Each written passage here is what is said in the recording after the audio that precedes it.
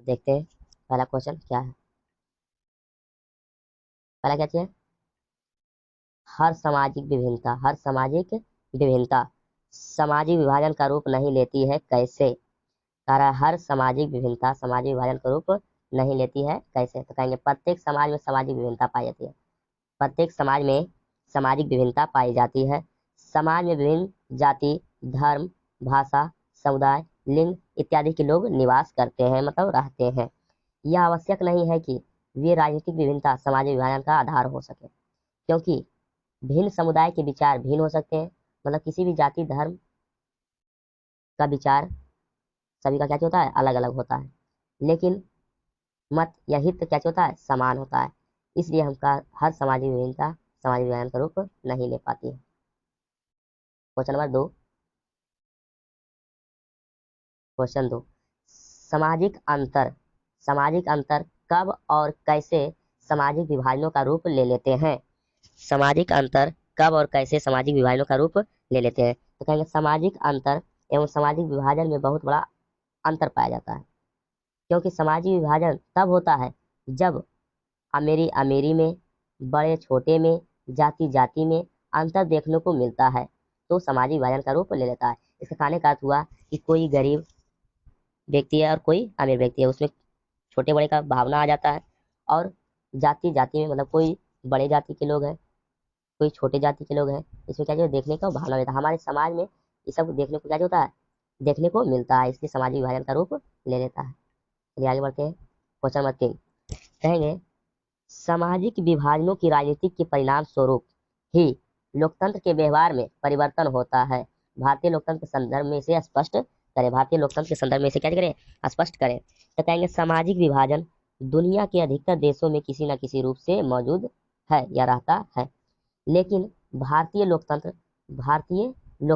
दुनिया का सबसे विशालतम लोकतांत्रिक देश है। कहेंगे पूरे देशों में लोकतांत्रिक देश से बढ़िया कौन सा लोकतांत्रिक देश है, कौन सा देश के पास, भारतीय देश के पास।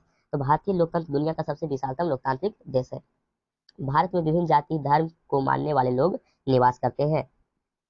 यही कारण है कि विधानसभा या लोकसभा में नेता अपनी जाति धर्म भाषा एवं क्षेत्रवाद की राजनीति करते हैं, जो भारतीय लोकतंत्र स्वरूप को बदल रहा है। भारतीय लोकतंत्र स्वरूप को क्या कर रहा है, बदल रहा है। 1931 ईस्वी से राजनीतिक में उच्च वर्ग के लोगों का वर्चस्व था, लेकिन इसके बाद पिछड़े वर्ग के लोगों को राजनीति में प्रभावित किया जाने लगा, मतलब लाया जाने लगा। हमारे देश में 3 वर्ग के लोग निवास करते हैं, उच्च वर्ग, मध्य वर्ग और पिछड़ा वर्ग, जिसको कहते हैं निम्न वर्ग भी कहते हैं। चलिए क्वेश्चन नंबर आगे देख लेते हैं। क्वेश्चन नंबर 4, 70 के दशक से आधुनिक दशक के बीच 70 के दशक से आधुनिक दशक के बीच भारतीय लोकतंत्र का सफर का संक्षिप्त क्या करें, टिप्पणी करें सामाजिक न्याय के संदर्भ में। संक्षिप्त टिप्पणी करें किसके संदर्भ में, सामाजिक न्याय के संदर्भ में। कहेंगे 70 के दशक से आधुनिक दशक तक भारतीय लोकतंत्र में अनेक उतार चढ़ाव हुए हैं। 1967 तक भारतीय राजनीतिक में उच्च वर्ग की जाति का वर्चस्व रहा है। कौन सा जाति का वर्ग, उच्च जाति के वर्गों का क्या रहा है, वर्चस्व रहा है, मतलब अधिकार रहा है। लेकिन 70 से 90 के दशक में सत्ता के लिए उच्च मध्य और पिछड़े वर्गों के जातियों के बीच संघर्ष चला। उसके बाद 90 के दशक के बाद पिछड़ी जातियों का वर्चस्व तथा दलितों को जागृति की अवधारणाएं राजनीतिक गलियारों में उपस्थित दर्ज कराती रही। लेकिन आधुनिक दशक के बाद राजनीतिक का पलड़ा किसका भारी था, दलित और महादलित के पक्ष में झुकता था। राजनीतिक का पलड़ा किसके समय अधीन झुकता था, दलित और महादलित के पक्ष में झुकता था। क्वेश्चन नंबर 5 करा है कि सामाजिक विभाजनों की राजनीति का परिणाम, सामाजिक विभाजनों की राजनीति का परिणाम किन किन चीजों पर निर्भर करता है। तो कहेंगे सामाजिक विभाजनों की राजनीति का प्रभाव 3 तत्वों पर निर्भर करता है। कितने तत्वों पर, 3 तत्वों पर निर्भर करता है, जो क्या चीज है, निम्नलिखित है। पहला है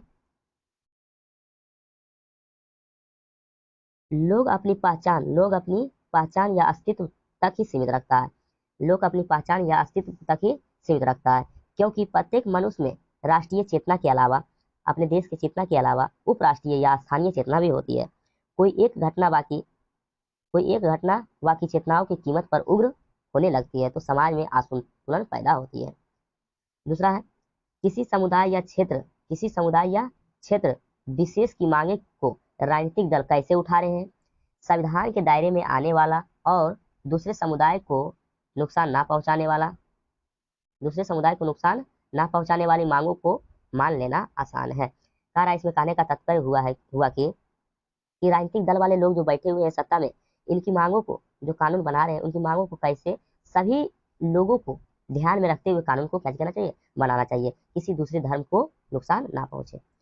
तीसरा तत्व क्या है कि सामाजिक विभाजन के राजनीतिक का परिणाम सरकार के खर्च पर निर्भर करता है। तो सामाजिक विभाजन के राजनीतिक का परिणाम सरकार के किस पर करता है, खर्च पर निर्भर करता है। यह महत्वपूर्ण है कि सरकार इन मांगों पर क्या प्रतिक्रियाएं व्यक्त करती है। ठीक है, क्वेश्चन नंबर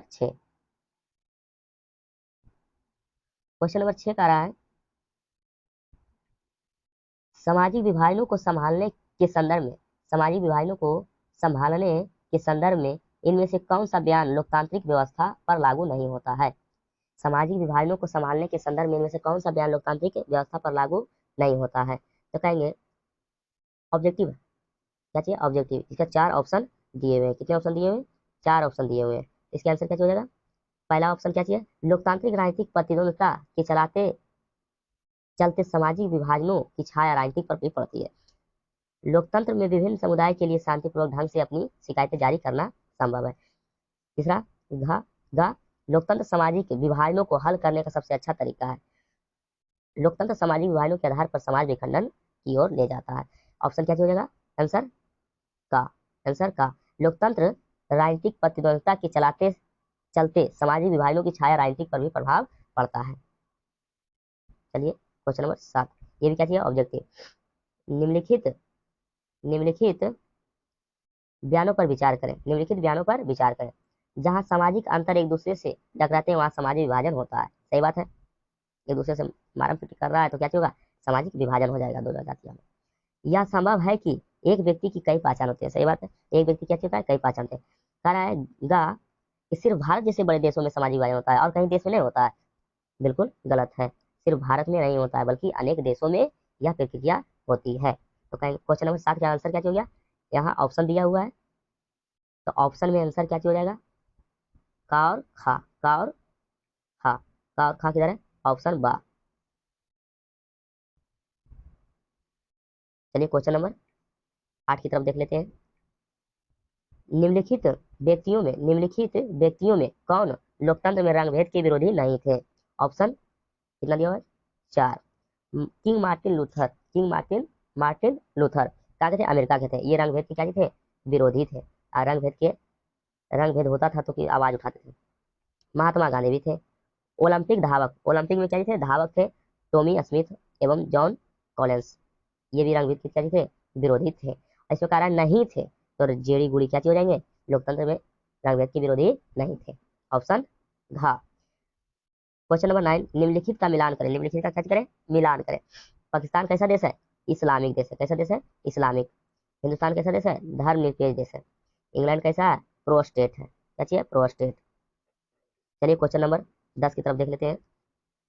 10 में आइए क्वेश्चन आंसर। क्या चाहिए, क्वेश्चन आंसर। कहेंगे क्वेश्चन 10, भावी समाज जो हमारे समाज में लोकतंत्र की जिम्मेदारी और उद्देश्य पर एक संक्षिप्त टिप्पणी लिखें। तो कहेंगे भावी समाज में लोकतंत्र की जिम्मेदारी काफी बढ़ गई है। भावी समाज में लोकतंत्र की जिम्मेदारी क्या होगी, काफी बढ़ गई है। आज समाज में धर्म, जाति, लिंग आदि के आधार पर भेदभाव किया जा रहा है। जाति धर्म के आधार पर क्या किया जाता है, भेदभाव किया जाता है। और इसी समाज में विभिन्न प्रकार की विषमताएं पाई जाती है। जाति समाज में भेदभाव किया जाता है तो बहुत सारे विषमताएं पाए जाते हैं। और लोकतंत्र का यह जिम्मेदारी होता है कि समाज में हो रहे विभिन्नताएं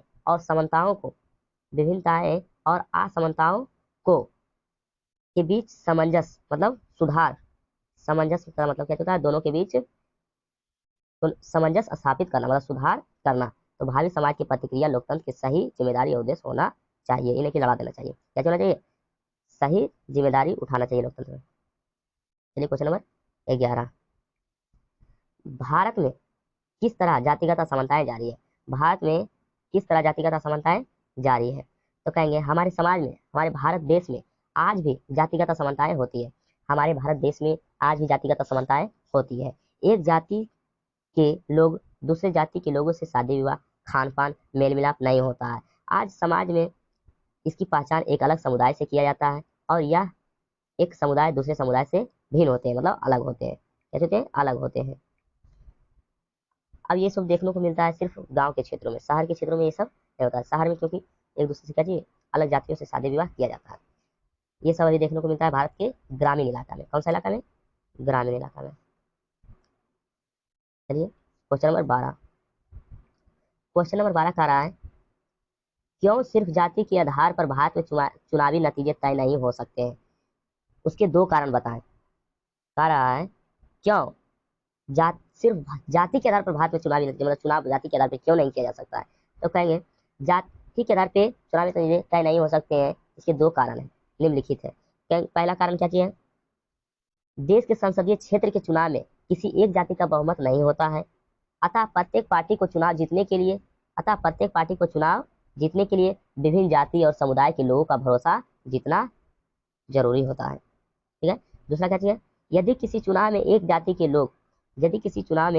के लोगों का प्रमुख माना जाता है तो उन अनेक पार्टियों को उसी जाति के उम्मीदवारों को खड़ा करने से कोई नहीं रोक सकता है। इसका कहने का तात्पर्य हुआ कि हमारे समाज में किसी भी जाति, एग्जाम्पल के तौर पे यादव जाति का वोट हमारे पंचायत में सबसे ज़्यादा है, तो उसमें किसी दूसरे उम्मीदवार सोचेगा कि यहाँ क्या चीज़ कर दे, यादव जाति को क्या चीज़ करें, खड़ा कर दे उम्मीदवार के लिए। इसमें किसी का कोई दुमत नहीं है, कोई रोक नहीं सकता है उसको। संविधान में क्या है लिखा हुआ कि किसी भी का समुदाय का जाति का बहुमत ज़्यादा है तो कोई दूसरे पार्टी के लोगों को यहाँ क्या चीज़ किया जा सकता है, उसी जाति के लोगों को यहाँ उम्मीदवार में खड़ा किया जा सकता है।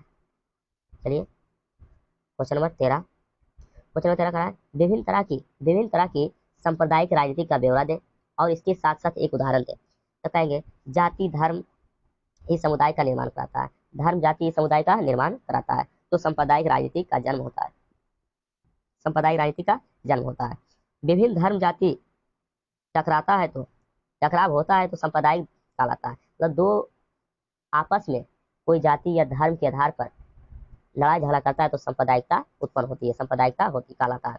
इसी की सोच प्रायः अपने धार्मिक समुदाय की प्रमुख राजनीति में बरकरार रखना चाहती है। कैसे रखना चाहती है? बरकरार रखना चाहती है। तो जो लोग बहुसंख्यक समुदाय के होते हैं, मतलब बहुत ज़्यादा संख्या में होते हैं जो समुदाय के, उनकी यह कोशिश होती है कि बहुसंख्यकवाद का रूप लेती है। मतलब बहुत सारे संख्यक, एक ही जाति के बहुत सारे लोग होते हैं तो उसे बहुसंख्यकवाद का रूप ले लेता है। इसके आधार पे हिंसा, दंगा और नरसंहार होता है। जैसे श्रीलंका, एग्जाम्पल है श्रीलंका के तौर पे। श्रीलंका एक देश है जो हमारे भारत के दक्षिण भागों में स्थित है और श्रीलंका में दो समुदाय के लोग रहते थे। पहला क्या थे? सीली और दूसरा क्या? तामिल। तो सीली की वहाँ जनसंख्या ज़्यादा थी, जिसके कारण सीली जाति का वहाँ वर्चस्व ज़्यादा था। यहाँ के सीली और तामिल समुदाय के लोगों को जनसंख्या कम थी, जिस कारण इन लोगों को बेचारों को उतना महत्व नहीं दिया जाता था। इस पे वर्चस्व जमाया हुआ था, मतलब अधिकार जमाया हुआ था। और सीली जाति के लोगों को वहाँ हर एक विभाग में क्या मिलता था? छूट मिलता था। किसे? सीली जाति को। इसके लिए तौर पे एग्जाम्पल श्रीलंका बहुत ही बेहतरीन है।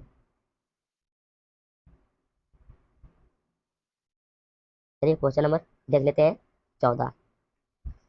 जीवन के विभिन्न पहलुओं का जिक्र करें जिसमें से भारत में स्त्रियों के साथ भेदभाव है या वे कमजोर स्थिति में। तो कहेंगे भारत एक विकासशील देश है। यहाँ स्त्रियों की स्थिति उतनी बेहतर नहीं है जितनी एक विकसित देश में होती है।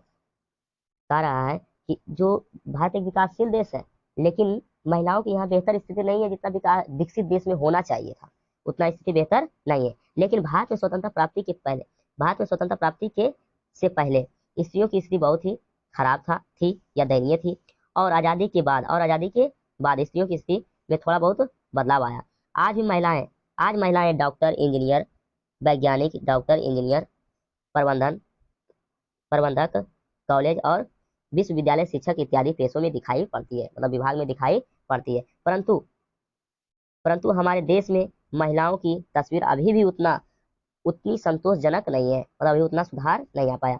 अभी भी महिलाओं के साथ कई तरह के भेदभाव होते हैं। चलिए क्वेश्चन नंबर 15। भारत की विधायकों में भारत की विधायकों में महिलाओं के प्रतिनिधित्व की स्थिति क्या है?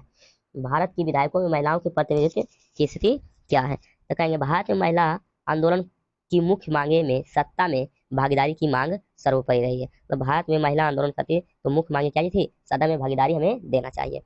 तो भारत की लोकसभा में महिला प्रतिनिधि की संख्या 59 हो गई। फिर यह फिर यह 11% नीचे है। फिर भी यह क्या चीज है? 59 प्रतिनिधि की संख्या 59 है। कहाँ? लोकसभा में महिलाओं की प्रतिनिधि की संख्या कितना है? 59 है। लेकिन फिर भी यह कितना है? पूरे 11% के नीचे है।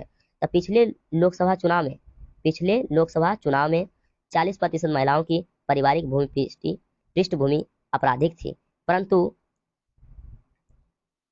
परंतु इस बार 15वीं लोकसभा चुनाव में मतदाताओं ने अपराधियों को नकार दिया और 90% मतलब 90% महिला सांसद स्नातक है। कितना प्रतिशत है? 90%। तो महिलाओं का प्रतिनिधित्व बढ़ना लोकतंत्र के लिए क्या चीज है? शुभ माना जाता है, मतलब सही माना जाता है। अतः हम कह सकते हैं कि भारत की विधायकों में महिलाओं का प्रतिनिधित्व पुरुषों की तुलना में क्या चीज है? काफी कम है, बहुत कम है। क्वेश्चन नंबर 16 करा किन्हीं दो प्रबंधों का जिक्र करें जो भारत को धर्मनिरपेक्ष देश बनाता है।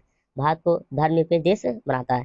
पहला, हमारे देश में किसी भी धर्म को राजकीय धर्म के रूप में स्वीकार नहीं किया गया। हमारे देश भारत देश में अनेक धर्म के लोग निवास करते हैं और किसी एक धर्म को विशेष अधिकार नहीं दिया गया है। सभी धर्म के लोगों को समान अधिकार दिया गया है। ये ना कि मतलब कि हिंदू धर्म अधिक है तो हिंदू धर्म को क्या चीज थोड़ा विशेष अधिकार दिया जाए, ये हमारे देश में नहीं है। इसी के कारण एक धर्म निरपेक्ष देश बनाता है।